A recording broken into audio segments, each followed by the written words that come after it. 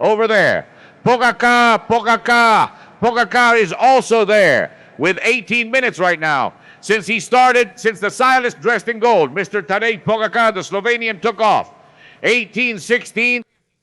Meanwhile, we are following behind Matthias Basset, and now they show me Tadej again, the great leader of the race, who is going to be the champion of this Tour de Suisse. Pogacar turns to the left. The cyclist has already made it through one of the dangerous curves, but there is a wide shoulder on one side for the rider to move along when taking this road.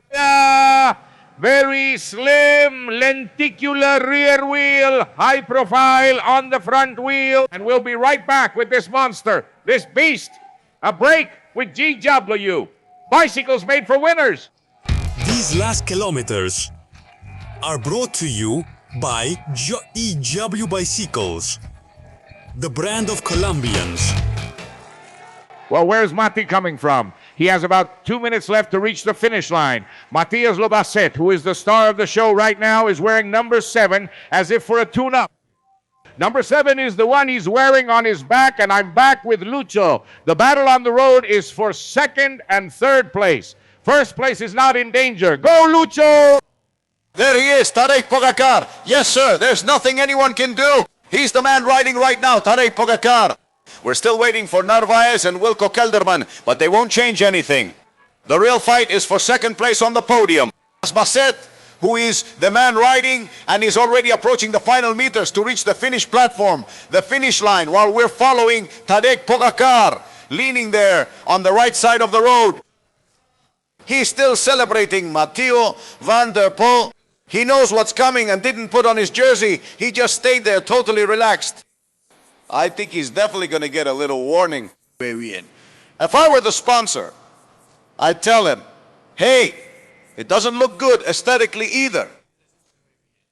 No matter how hot it is, it doesn't look good aesthetically. Thing is a beer, says Neves. I think you have to respect the career, yes? Sometimes, let's see if he's really missing the beer. I get the feeling that it's some kind of protest that the Dutchman wants to make because that behavior isn't normal. Acting like that isn't normal. Okay, that's not normal. Gallo. I think it's because he ended up so messed up that he hasn't even been able to put on his shirt. The ending was really funny. I don't think I've ever made this effort before. Let's see. Let's see. Although, well, it's also a way of being present, right? I'm going to Coveñas right now. As soon as I get the Pogacar, I'm leaving. Very good. Good. Toulouse, near Coveñas, near Cartagena, near Monteria. Martin. Yes, Matias. There's a fight between Vasek and Pogacar for the stage. And there's a fight between Carapaz and Vasek for second place. Let's see what happens here. Is the one who keeps things balanced, the one who spices up the race at the end, because he leaves 1 or 2 questions hanging. He dominates the right side. The bike never stops moving. All right? Meanwhile, the audience is waiting for him here, behind the railings. Let's see who will be the next to arrive here in this area, because Brandon McNulty is still coming with a bit of an advantage. Well, no, he's already starting to lose time. He is about to enter the section with the barriers. The rider from the Emirates team, he crosses the bridge. This bridge is the best reference point. When you cross this little bridge, from the bridge this way is Cali. From the bridge that way, it's Juanchito. Brandon comes in here, standing on the pedals. But he's already losing a few seconds. He wants to get into the top 5. McNulty enters and crosses. He passes the white line. Don Chemokiro. 27.09, he loses 10 seconds. Alone? Not alone, yes. Sorry, you lost 30 seconds. It'll only be because they'll take Mateo's spot from him. Yep. Let's see if they take Mateo's spot. I think they're going to take it, especially Pogacar. But let's see, Basek, I'm interested in Pogacar to see if Carapaz stays in third place. I see Carapaz falling behind. Let's see, let's see. He has to make up Chemo 26. That's the difference between Carapaz and Matthias Albacete. 1 minute. He was losing 49. He was losing 49 seconds back there in the middle of the course where Iñaki is. Iñaki already came back, right? You picked him up, Lucho. Yes, all right. He's coming with me. Because Chimo is already, at the very least, on the podium, in third place, above Baioli. No, he's already on the podium. Let's see, he enters here into the tunnel of shadows, and the audience seems to understand the race because they applaud him the ovation. For Matthias, he's not very well known, he's not a celebrity, but still he's a cyclist who in the time trial is showing what he's got showing. Here he's giving his best. Let's see where he finishes. He has 20 seconds left to be in the fight with Mathieu van der Poel. Matthew, let's see, rounding the curve here. Matthias, from Matthias to Matthias. Matthias, that's the duel. He goes over the bridge. Oh, no, he has 8 seconds left. He's going to come in just barely making it. For the stage, he has the last curve left. He lets himself go. The wind will carry him. And no. Matthias, he's late. Matthias comes in and crosses the line. Go ahead, Don Chemo, Matthias. 26:48 for 10 seconds. 26:48 for 10 seconds. So now Pogacar is coming, and then Carapaz will come. Pogacar, let's see, 23, 23, 07, 24. Come on. I think so. Carapaz, I think he beats it. Let's see, Ruben. Pogacar, exactly. Tadeo, who's coming here now with 24 minutes. We can't see his head. You can't see his glasses. Everything is tucked in there on the time trial bike on the handlebars, which are in the lower part. He is supported by the time trial bars in the middle with a 90-degree angle. His arms tucked in tightly under his chest. And there he is, the rotation of the pedaling, and he's holding on. Let's see, when he gets to the bridge, this is going to get very exciting. The little bridge, he turns to the right. He enters the straight. I'm back with, Lucho. Here comes Piker and Lucho. Heard you. But he's coming up, Picker, and he's coming up strong. Pickering is losing more than 2 minutes. He's entering the last curve, finish line. Pickering, and he's going to finish up. No, very far. Pickering is going to finish up. 28:55. Chimo went up, way up. More than 2 minutes, Pickering. 28:56. He lost 2:17. But what's interesting here is to know how Carapaz is coming in compared to Segma. If he's losing 10 seconds to the rider Van der Poel, and Pogacar is coming. Ruben. And there he comes through Juncal Florido from the Riachuelo. He's flying. A yellow bird is flying. 25 on the stopwatch. He still has a stretch of road left to reach the finish point and get the final time.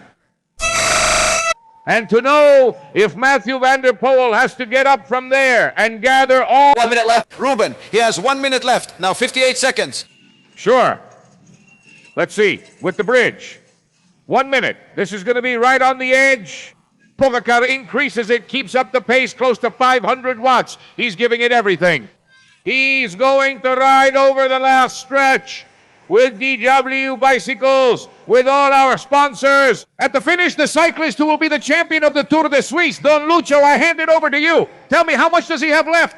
Lucho is running out of breath. 400 meters.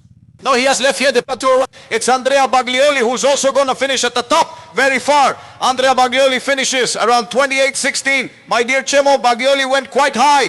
There's still left. 15 seconds, 14 for Pogacar, 13-12. He has 200 meters left, 11. He's going to hit the post. Catch up or not to catch up. 7, 6, 5, 4, 3, 2, 1.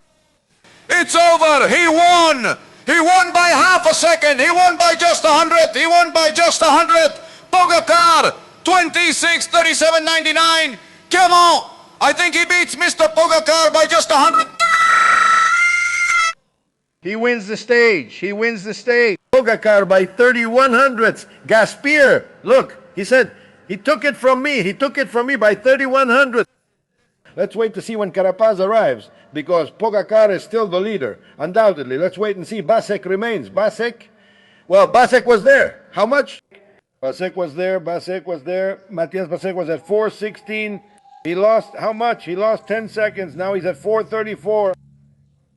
4:16 at 4:26 overall. Let's wait for Pogacar to arrive. Let's wait for Pogacar to see what happens here with his second place, my dear Ruben. Carapaz.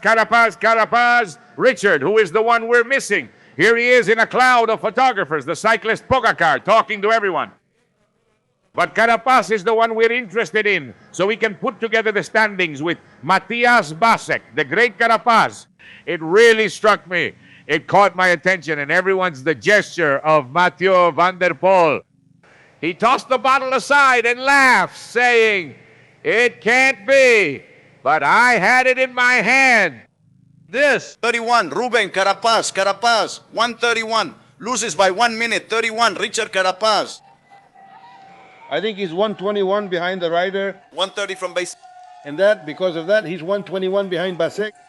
That is, he keeps his second place overall. First overall Pogacar, second Carapaz, and third Basset. We'll have the official standings for us soon, but the Ecuadorian keeps his second place in the overall classification. Luchito. Correct, there it is. There is the stage. There's Neves out on the course, my dear. Neve over there. That's great, Neves. Moya up ahead. First, Tadej Pogacar, 26:37. Second, Mathieu van der Poel, 1 second behind. Third, Matthias Basset, 11. Fifth, Tim Whelan, 13. Sixth, Felix Grocharna, 28. Seventh, Sander de Pestel at 28. Eighth, Brandon McNulty, 32. And 10th, Finn Fisher, Black, 37 seconds. In 12th place was Primo Rogli. I suppose they're going to show me more here. Now, that's it. Let's see if I can find a rider here. Here, for example, Richard Carapaz in 37th place at 1 minute 32 seconds.